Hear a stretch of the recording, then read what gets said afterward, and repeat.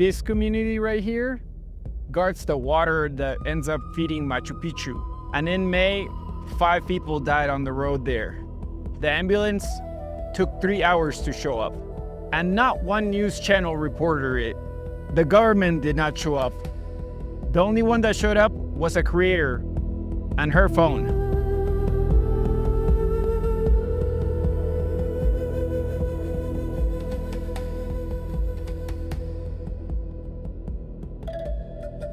Six hours south of Cusco, where the road basically gives up, over 4,000 meters above sea level, you will find a community called Japu. And there you will find two kinds of silences. The first one is the sacred one. The Q'ero have kept the same way of life in these mountains since long before the Spanish ever arrived. They are considered amongst the most direct descendants of the INKA. Kashayku kaypi apulaqtapi carro llaqta kay llaqta mana imapas chayamuankuchu tanto. Noqayku triste kayku carreteraykupis mana ancha costochu kashan. The second type of silence is the one that I can't let go of. It is the silence of everyone who should have come and didn't.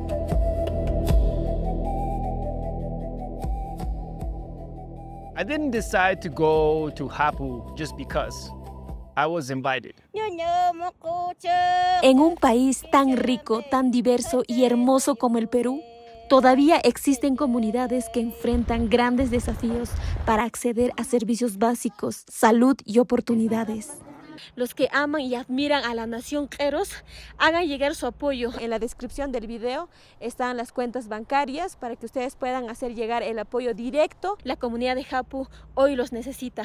Muchísimas gracias por su apoyo, por su aporte. Todo es bienvenido. Si ustedes mismos quieren venir de manera directa hasta la comunidad, son más que bienvenidos. Así que los esperamos. When the accident happened, these families didn't call a TV station. There wasn't one coming for them. They reached out to Solischa, a creator who speaks their language, who they trusted to actually show up. And she did. She made a video, she started a campaign, she raised close to 2,000 soles, and she put every cent of it straight back into the community. So let me be clear about why I'm making this video. And it's English specifically. My job here is not to translate Solischa's. She's already a leader. She led the response here. My job is to widen the room so that where she's standing in. Because Greensonqo exists to cultivate 1,000 environmental leaders across the Andes. And Solischa is exactly who we're building for. Every person who follows her, every campaign she runs, that's the whole point. And so here is what no headline told you, because there were no headlines.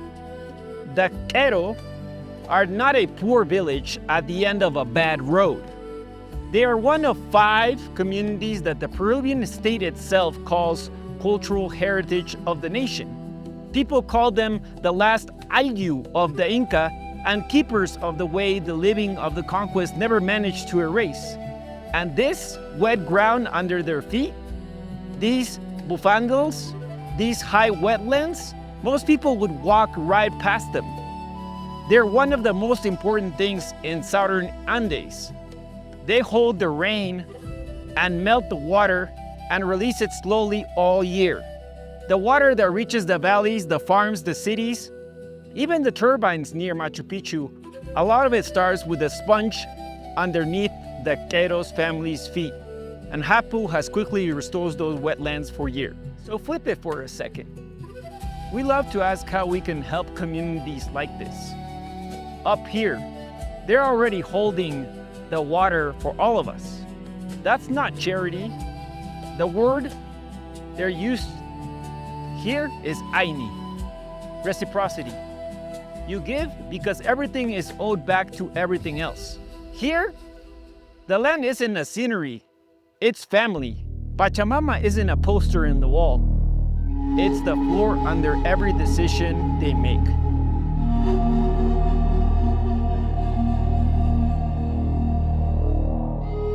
On May 19th in the afternoon, members of this community were in a vehicle on one of these roads and there was an accident. But here's the number I can't put down. The injured waited more than 3 hours on the mountain before help came. The nearest towns couldn't send a vehicle. The police post, the health center, no transport, no nurse.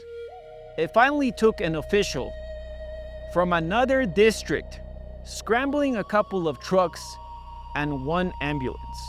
3 hours at 4,000 meters above sea level. That's what neglected actually looks like. It's not a villain, it's an absence. The same country that put these people on a heritage list couldn't get an ambulance up there on the road in time. And then the silence did its second job and kept the whole thing out of the news. The dying was a tragedy. The forgetting was a choice.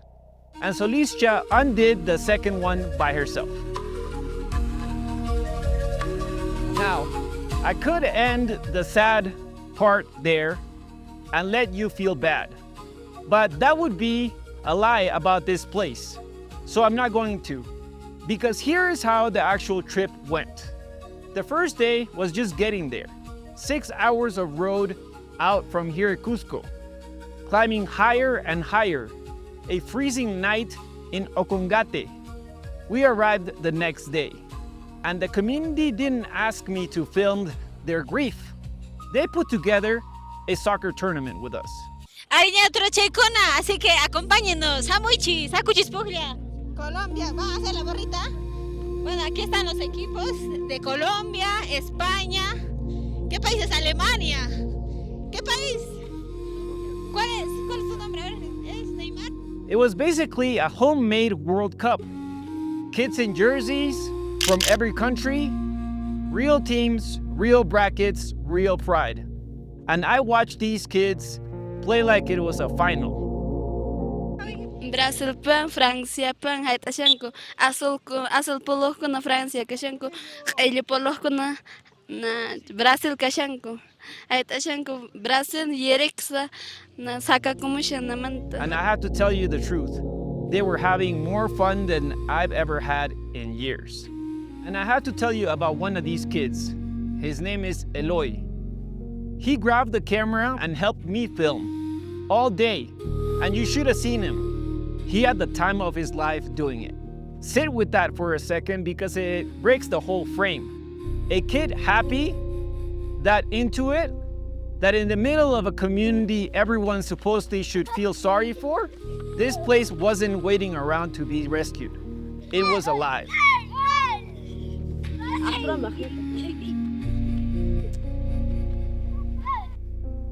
So here's what I'm asking you to hold both at once.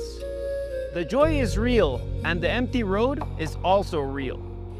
If I show you the grief, I've turned these people into victims. If I only show you the joy, I let the country off the hook. The media has one setting for a place like this: suffering. I'm refusing that, because even the very little, these people are thriving, and that is a consolation prize at the end of a sad story. That is a headline. The next morning, before light, the community prepared a llama, not for a camera, for everyone. By midday, the whole place had gathered around one meal. That's Ayni. You can taste. Nobody eats until everyone eats. And in the afternoon, everything Solischa's campaign had gathered got handed out to the families the accident hit hardest. Food, clothes, toys for the kids. You watch 20,000 soles stop being a number and turn into rice in a grandmother's arms. And then, in the middle of that meal, a family walked up to me and asked me to be a godfather of their baby. Now, I need you to understand that this here is not a photo. It's a compadrazgo, a real lifelong bond. They were asked, a stranger from another world, to be tied up to their child permanently, to owe something back. And I said yes. I came up to this mountain to help tell a story. I'm leaving it responsible for a person. Ayni, you give, and the mountain hands you back something heavier.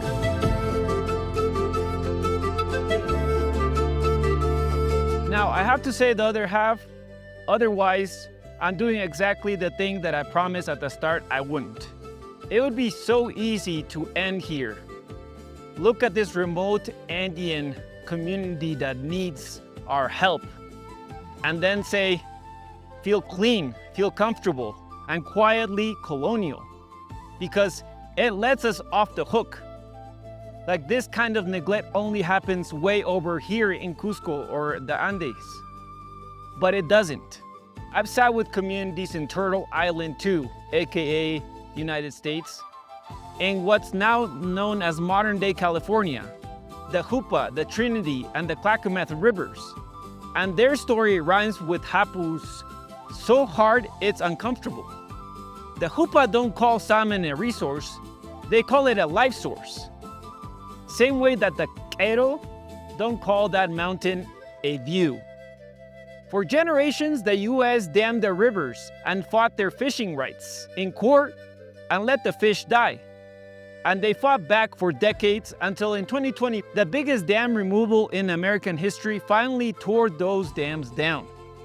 Last year, indigenous kids paddled that river free, source to sea, for the first time in living memory. So this was never a story about a poor village in Peru. It's a story about who gets remembered and who gets reported. And from the Andes to the Clackamas, about a small nation who's guard the water for everyone else. I get to stand between these two worlds. That's the whole reason this channel exists. Dos mundos. And from the middle and from the truth that keeps showing up, the people closest to the land are the ones we protect last. 1,000 environmental leaders across the Andes. Solischa is one of them. She's the voice carrying this in her own language, with her own name on it. And every bit of reach she gains is another campaign she gets to run in another community. That doesn't get forgotten on the mountain road. So, if you got something from this story, subscribe and share it. That's what lets me keep working on this mission and keep telling stories that don't get reported. Tupananchiskama, see you next time.